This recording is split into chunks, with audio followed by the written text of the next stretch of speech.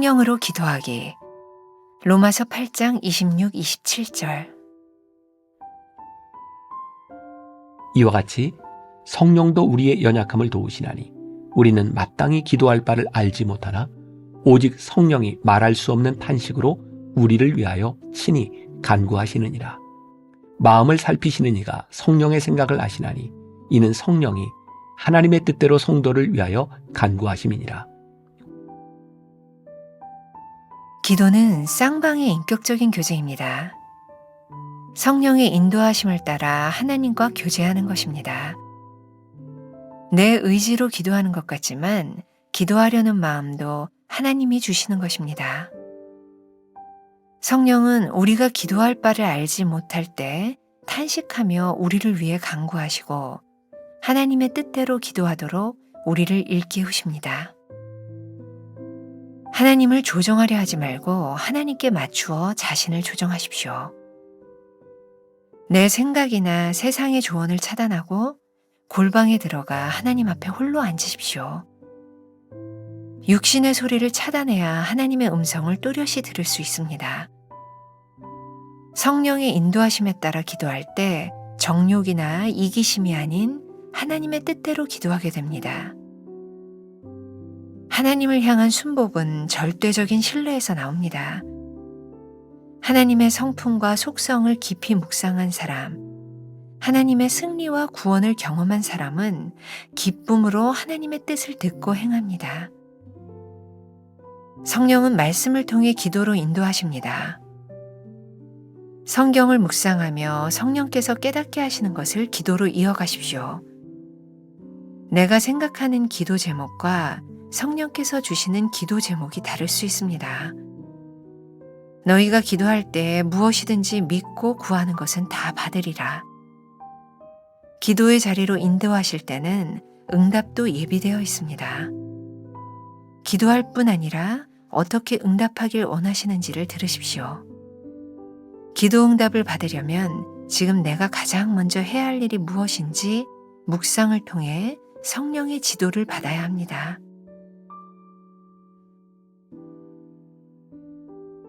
나는 성령으로 기도하고 있습니까? 무엇을 기도해야 할지 성령께 묻고 있습니까?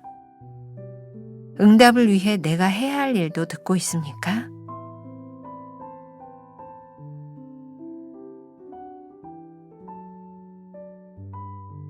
오늘은 5월 17일입니다. 성령으로 기도하기라는 제목으로 우리의 믿음에 대하여 생각해 보겠습니다.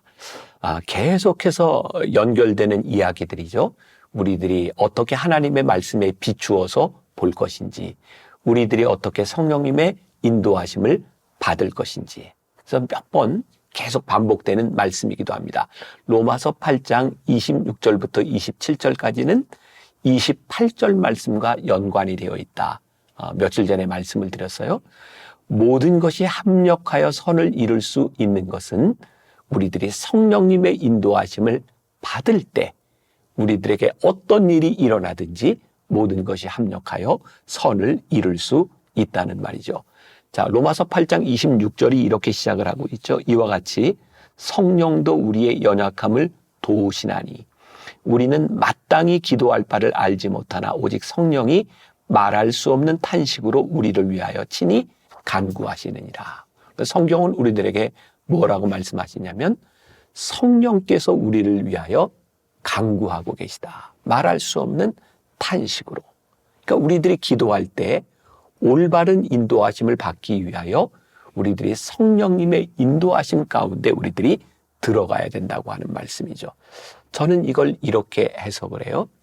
기도가 일방적으로 우리들 속에 가지고 있는 생각들을 다 쏟아내는 것이 아니라 성령님의 인도하심 가운데 성령님 안에서 기도한다고 하는 것은 굉장히 인격적인 관계 속에서 우리들의 기도가 이루어지는 것이다.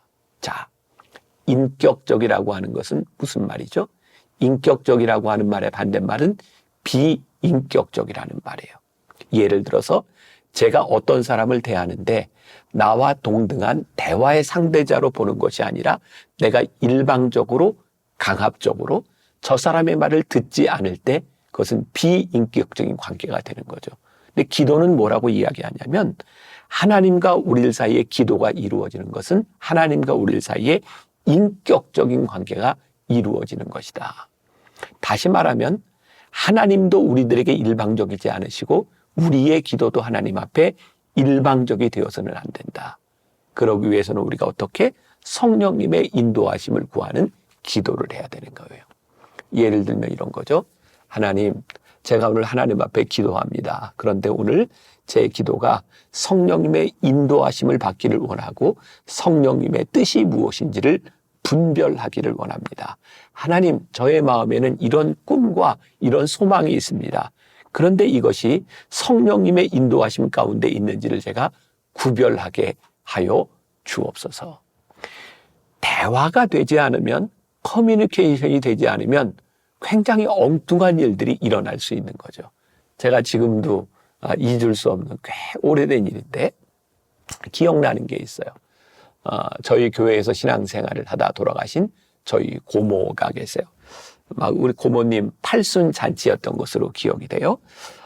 그 잔치에 그때 이제 명절이었는데 제가 이제 가기로 하고 시간을 맞춰서 나가려고 했는데 명절이었기 때문에 저녁 때 길이 너무 막히는 거예요.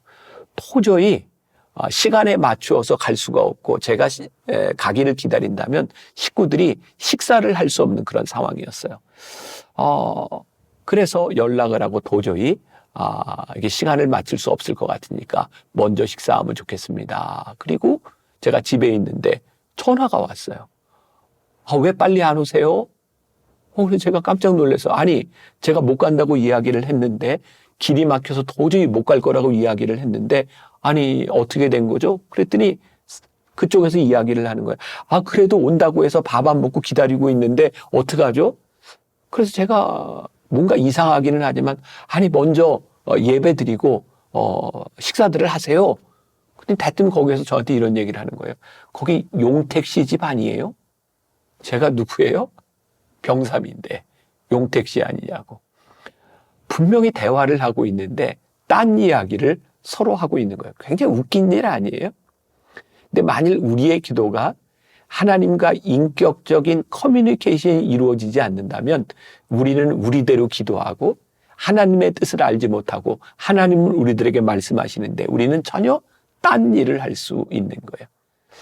그래서 어떤 면에서 기도는 일방적인 것이 아니라 하나님과의 관계 속에서 훈련되고 친밀함을 통하여 하나님의 관계 속으로 들어가는 거죠. 그래서 우리들이 기도할 때 아무리 오랜 시간을 신앙생활을 하면서 우리가 기도를 쌓아간다고 해도 하나님과 인격적인 관계 속으로 들어가지 않는다면 우리의 기도가 성령님의 인도하심을 받지 못할 수 있는 거잖아요.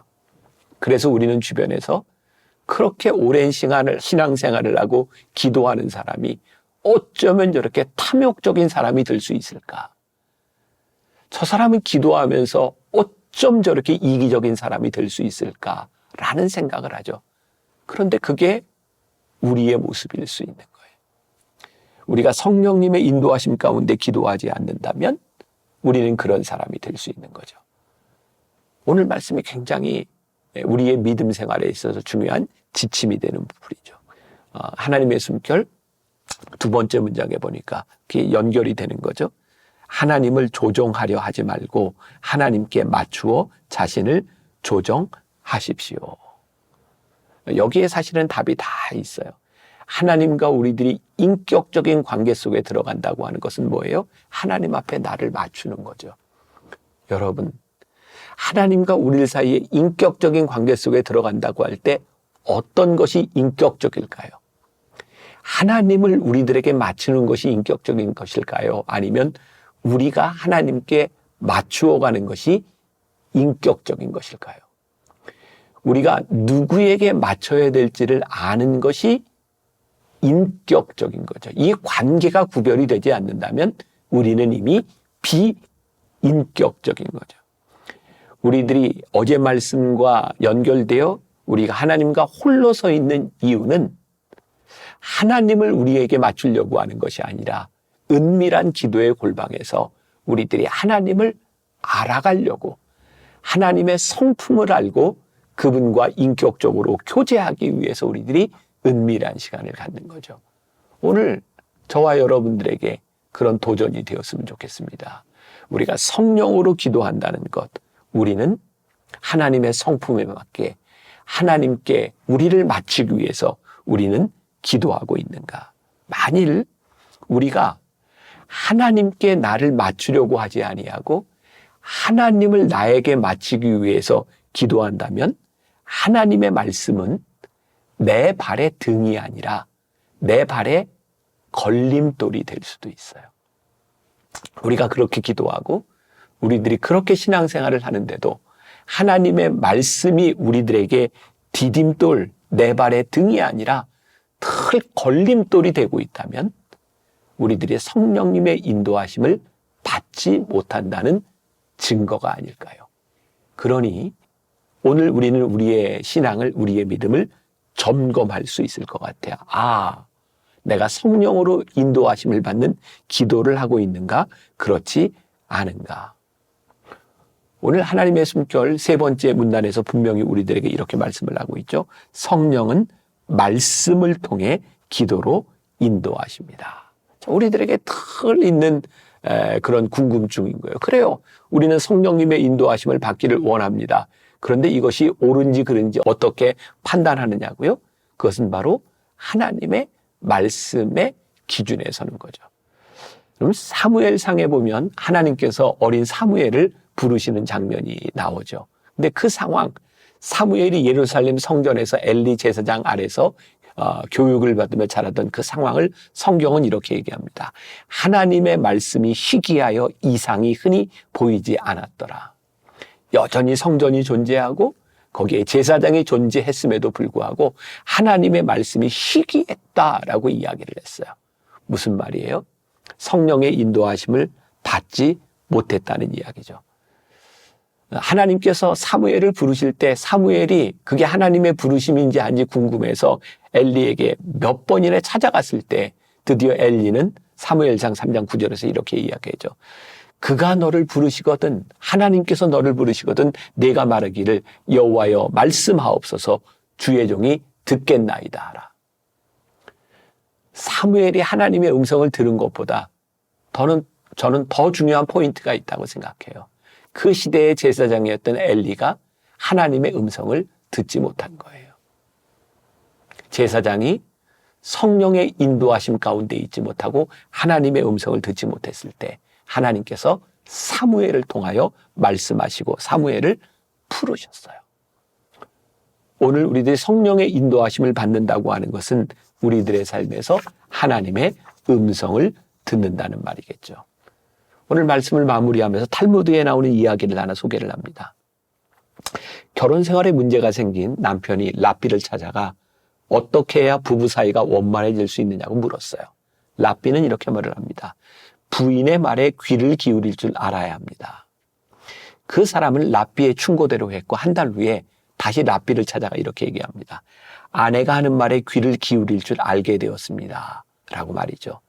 그때 랍비가 미소를 지으며 이렇게 말을 합니다. 이젠 부인이 말하지 않는 침묵의 모든 말까지도 귀를 기울여 보십시오. 우리의 영성의 깊이가 이렇게 깊어진다고 하는 것을 저는 그런 비유로 이렇게 느껴지더라고요. 하나님, 저를 인도해 주세요. 성령님, 저를 인도해 주세요. 우리들이 그렇게 기도하며 살아가는데 어느 날 보니까 우리가 그렇게 구하지 않는데도 우리가 성령님의 인도함 가운데 있구나 라는 것이 깨달아지는 순간 우리의 믿음이 성숙되어 있는 것이 아닐까요? 오늘 여러분들의 삶에서 불현듯 우리의 모습을 보니 내가 성령님의 인도하신 가운데 있구나. 그런 믿음이 오늘 고백되는 하루가 되기를 간절히 소원합니다. 기도하겠습니다. 우리의 마음에 소원이 있습니다. 성령님의 인도하심을 받기를 소원합니다. 그 성령님의 인도하심이 하나님의 말씀 가운데서 명확해지는 체험이 있기를 간절히 소원합니다. 그리고 어느 날 우리의 모습을 보니 하나님의 인도하심 가운데 있구나. 그렇게 고백할 수 있는 우리의 믿음의 고백, 또 그런 오늘 하루가 되게 하여 주옵소서. 예수님의 이름으로 기도했습니다. 아멘.